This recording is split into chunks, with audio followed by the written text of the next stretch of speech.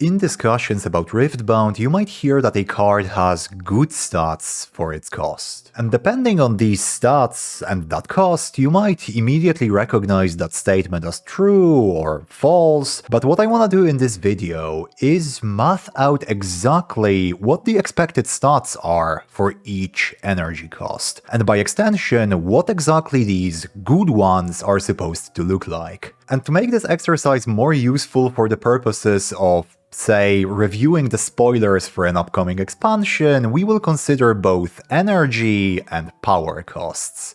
I'm Simon from Games Deconstructed, and let's get started. Now to start, let's very briefly go over how a Riftbound designer might approach the energy to might relationship on a card. At a given energy level, let's take 3 for our example here, we would like for our cards to have at least slightly different levels of might. If we assume 3 might to be the average for a 3 energy unit, which it very much is as we will see in a moment, we want some units with less than 3 might, but a strong effect that makes up for that lower characteristic. Some units with 3 might exactly, with either no effect or an effect that's low-powered, situational, sometimes good, sometimes bad, depending on the circumstances, and so on. And some units with 4 or higher might, and some sort of drawback that balances out their greater combat potential. This prevents the units from feeling samey, allows them to have a variety of effects at the same cost, and overall has a positive net effect on the card pool, in my opinion at least. So the mental shortcut we can use here is that weak stats mean a strong effect, average stats usually mean an average or situational effect, and strong stats mean a negative effect in most cases, some sort of drawback that's balanced out by these stats.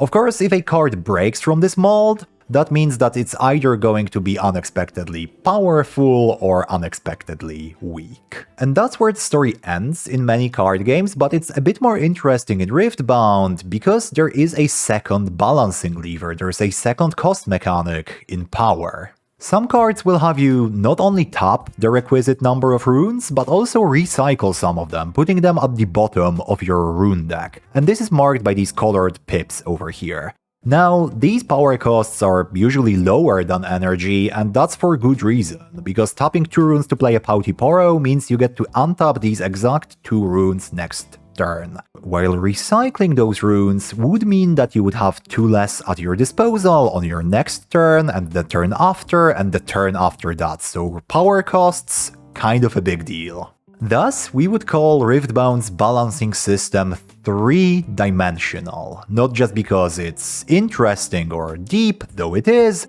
but because it has 3 dimensions: energy, power, and might. And these 3 are used to balance out both each other and the card's effect.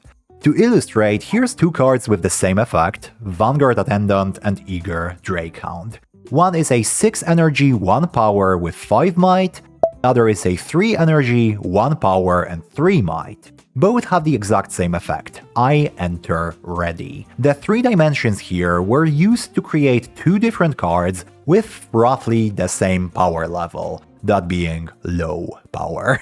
So, let's get to some data now, shall we? What other games might use to map out the expected stats for each cost level is so-called vanilla creatures, ones without any effect to speak of, just pure stat stick of a creature. And this makes a modicum of sense. Whether an effect is strong or weak, situational or universal is gonna be a hard thing to put into numbers. So comparing just stats versus other just stats is gonna be a bit more objective. For Riftbound though, that approach is not gonna get us too far, because there's only 5 vanilla creatures in the game so far, unless I'm missing some, but I don't think I am. This is what their might to energy ratios look like. We've got a 3-4-3, a 4-4-4, which is the most fun one to say, a 5-4-5, an 8-4-7, and a 10-4-9.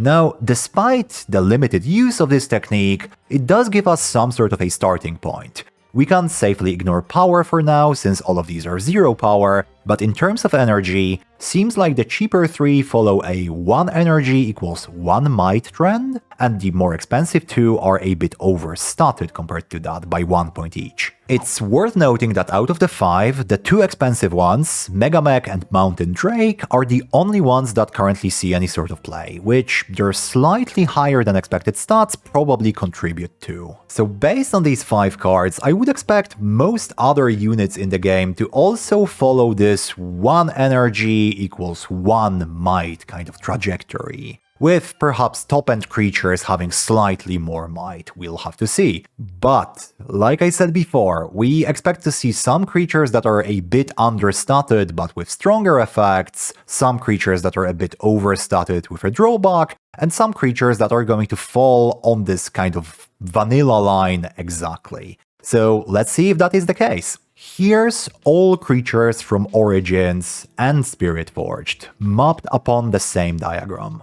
Size and color of each bubble indicates how many creatures have these specific might and energy values. If you pay attention to the red line, called the line of best fit, that is an illustration of the general direction that the data is moving in. As you can see, it doesn't rise and fall with the data like a line graph would, but instead results from a single equation that best encapsulates all of our data points. So it's kind of like a one-sentence summary of what's in the data. Now, to make this a bit clearer, since Riftbound stats are usually not fractions, I'm gonna round the value on the line of the best fit at each full point of energy to the nearest full might value, thus creating the might staircase. Now we can clearly see that of our 260 Riftbound units, they are all best described by the same 1 energy equals 1 might equation that I mentioned before. Zooming in further on our 3 energy cost example, we can see that yes, most units at this energy cost are indeed 3 might,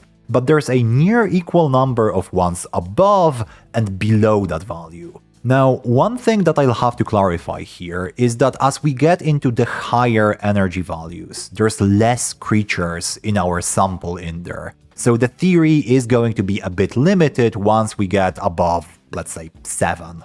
If you look at 9 energy, for example, there's a 9 might and a 10 might unit in there. Can we truly say if one of these is overstated or the other understated if they are their only respective comparison points? Because, well, I don't think so. But this was a 2-dimensional representation, only showing us energy and might. But the cards in there have a variety of power values as well. Now let's see if power changes the equation considerably. And if you'd like to change my power considerably, consider clicking that subscribe button if you're enjoying the video so far. Thank you very much. So here's the same graph, but in a couple of flavors, showing the energies and mights for 0 power, 1 power, and 2 power units. I'm using lines instead of staircases here because it's going to allow us to do this. Overlay the graphs to see differences, very small differences between those trends a bit more clearly. And what this reveals is pretty interesting.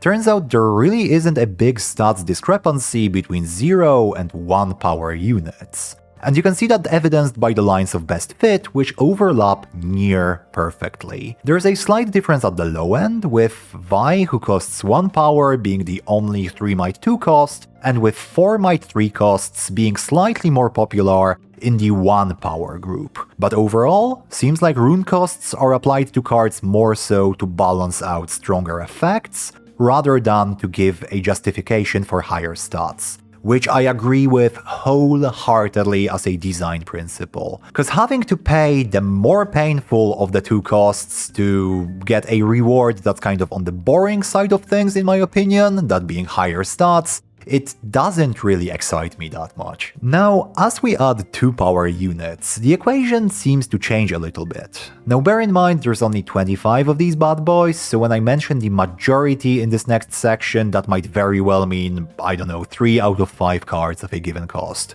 But comparing the lines of best fit here, it seems that 2 power dudes get a bit more stats alongside their more powerful abilities. In this group we expect to see 6 might 5 costs and 8 might 7 costs, which would be above the going rate for both 1 power and 0 power units. Finally, I'd like to share with you the part of the project that excites me the most. It's a style of visualization I don't really get to use that often in my professional life because it's dumb and borderline unreadable. But here's a 3D graph, showcasing the three-dimensional relationship of our variables. Let me know in the comments if you're equally excited about it.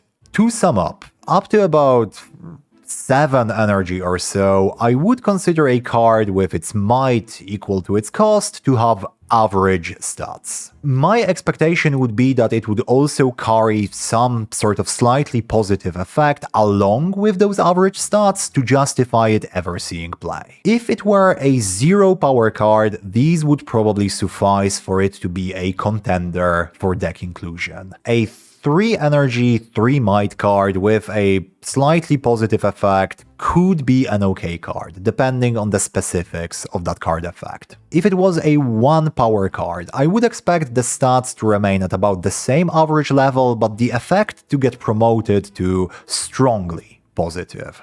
And for 2 power and above, the card would probably need to have a might equal to its cost plus 1 and an effect that borders on game winning in certain situations. Now, I didn't take into account cards with variable might, like Dr. Mundo, anything with Assault or Shield, or Draven Showboat, or cards with variable cost, like Rasa or Needlessly Large Yordle. Utilize your best judgment when dealing with these, as they are going to be next to impossible for me to quantify using this method. A huge thank you to the supporters over on patreon.com/gamesdeconstructed, especially Dillinger, Maciej Majka, and Jakub Burdun.